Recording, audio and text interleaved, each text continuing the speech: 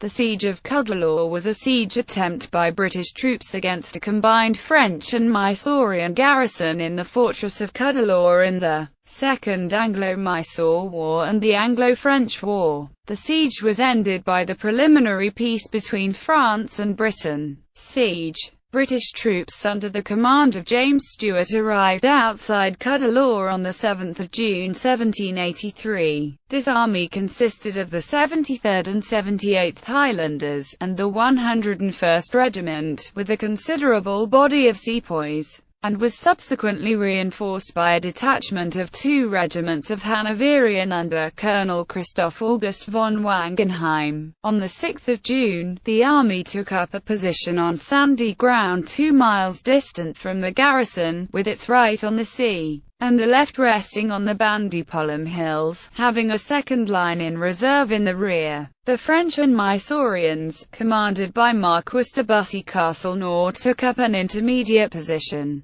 nearly parallel and half a mile in front of the fort. Attack on the redoubt. On 13 June, Stewart decided to attack the redoubt in front of the fort in order to press the Allies harder within Cuddalore itself and to be more fully prepared for siege operations. The assault took place at 4 in the morning to gain the element of surprise, but attacks and counterattacks by both sides kept on going until 5 in the evening. Eventually the Allies were driven from their principal defences on their right, and the last Allied counterattack was defeated. By mutual consent, a cessation of firing took place. His casualties were enormous. The Allies had suffered serious losses of nearly 500 casualties, men of which they could ill afford, and they lost 13 of their guns. Stewart's forces too had suffered heavily. Over 900 British, Hanoverian and their sepoys were killed or wounded, significantly weakening the force for the siege. However, Stewart, now in his wanted position, made no hesitation in laying siege to Cuddalore proper, and in addition prepared for further reinforcements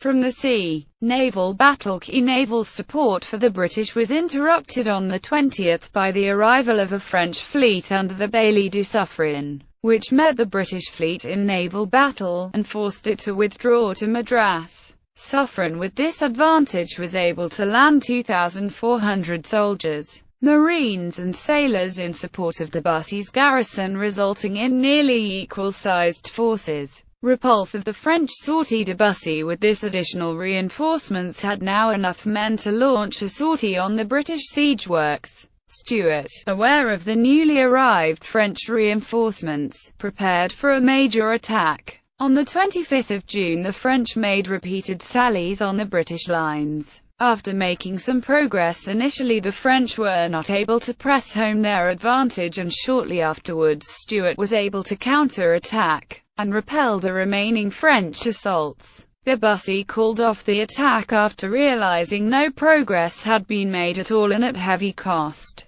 The assault was a disaster, and de Bussy realized he had lost a great opportunity in defeating the besiegers, especially with the reinforcements he had received. French morale plummeted as they had lost the advantage in numbers and now realized the balance had swung back in favor of the besieging British. The British had lost no more than 23 men killed and wounded, while de Bussy's attacking force had lost 450 killed and wounded. Another 150 were taken prisoner. A number of French officers were captured, including the officer who led the assault, the Chevalier de Dumas, who was captured unwounded. Among the French prisoners was a young sergeant in the French Marines who was also wounded and had landed from Suffren's squadron on 20 June. Jean Bernadotte later became a Marshal of France and more famously was crowned the King of Sweden. End of the siege. The siege continued for another 5 days, but by now both sides were weakening due to disease and growing casualties. Stewart's forces were being taken apart by disease at a higher rate than de Bussy's were. Stewart was also writing vicious letters to the Madras government complaining that he had been abandoned and left to fate.